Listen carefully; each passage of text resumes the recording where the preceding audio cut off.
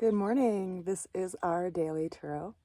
I did want to let everyone know I am still accepting pre-orders for my tarot card deck that I hand drew 10 years ago. I am only going to be ordering a small set of these decks initially, and so there won't be an infinite number of them available, just to let people know. So if you are interested in purchasing a deck, I do encourage you to pre-order it so that you can claim a deck for yourself if you are interested in doing so. Now, today's tarot opens up with an energy that we've all been working with for some time, the Wheel of Fortune card, also associated with Jupiter energy, and Jupiter and Venus are in conjunction.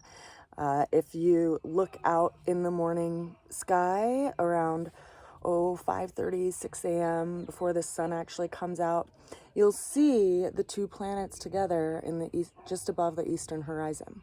And you can see these with the naked eye. It's just a neat thing to observe when we have the opportunity to do so. Now, what's so interesting about it is that Jupiter and Venus are together within just a few degrees of Neptune, all in the sign of Pisces. And when Venus and Jupiter come together, it's one of the most beneficial aspects because we have two of these planets that both bring positivity and new things into our lives together in a sign that they work really well with. So what does this Wheel of Fortune mean? Well, it's a turning of tides. It's like something is about to completely shift. So if you've been experiencing, your head in a place of woes for a long time, be prepared for something to change. Now consider that yesterday we also had a new moon and it was a partial solar eclipse, which means that we for the next 18 months are going to be in this cycle of change and transformation in the directions of the axis of Taurus and Scorpio in our charts. So if you are a person who is born with a lot of fixed energy in your natal chart, being, as I said, Taurus, Leo, Scorpio, or Aquarius energies, this eclipse season is affecting you in either a direct aspect or in some kind of square aspect. So it is going to be creating a lot of shifts in your life. And if you look at where Taurus is in your chart, it will give you some direction in regard to where to kind of re-angle your arrow or your aim. Now, changes happen for a lot of different reasons. In a lot of respects, changes happen to create opportunity because the mind can get really fixated in what it knows and how it sees things. And consider that we've had Saturn sitting in the sign of Aquarius for the last year and a half or so, bringing limitation to our knowledge and what we know and the information that we have access to. And it's getting ready to leave the sign of Aquarius here. But it's in this interesting aspect with Uranus, which is creating unexpected, unavoidable changes. They've been in these square relationships. A couple different transits have been in direct square over the last year. And so we've been seeing how these big changes are opening up areas that we've been feeling limited around what we have access to, So big changes, big shifts are in the making right now. The challenge that we have for today is that picture that we carry around with us of what happily ever after looks like. And, we've all been raised on the stories of happily ever after, and usually they begin with some kind of trial or some mishap of some sort in a person's life. And the fairy tale is how they transition into a better situation from that hardship, And yet the tricky thing is that when we have this idea of what happiness looks like, we can beat ourselves up for it if we haven't met that space. And so it can be a challenge. It can really put it in front of our face and in some level of, like we didn't meet the mark or we didn't make the goal or we failed in some way. And so it's really challenging us to what does happiness look like?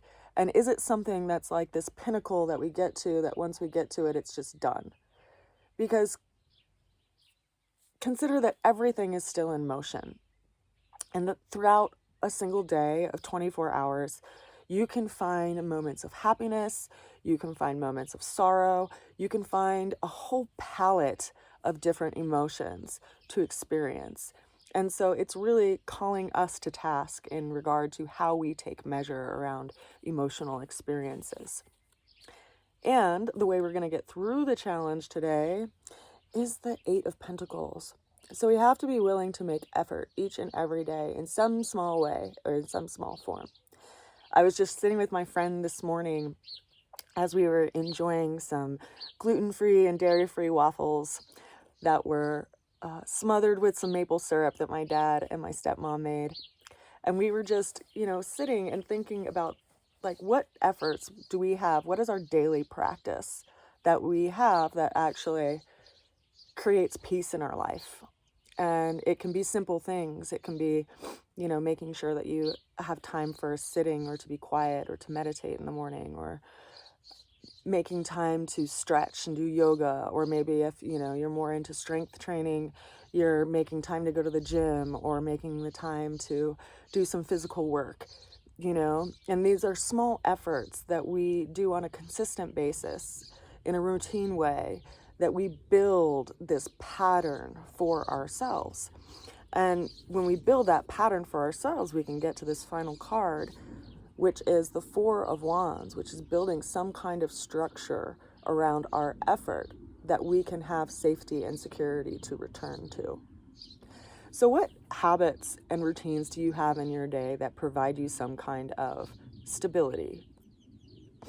And how do you stabilize your effort to create stability in your life? Do you eat, breakfast at the same time every day? Do you eat lunch at the same time every day? Do you make sure you go for a walk at the end of the day? Or maybe you start your morning that way? What are these structures that we can put in our lives that lend us this space that we can find peace in our own system? I think that's something we're all making an effort today and looking at. So I, as always, send you a good wish and blessings to get throughout your day.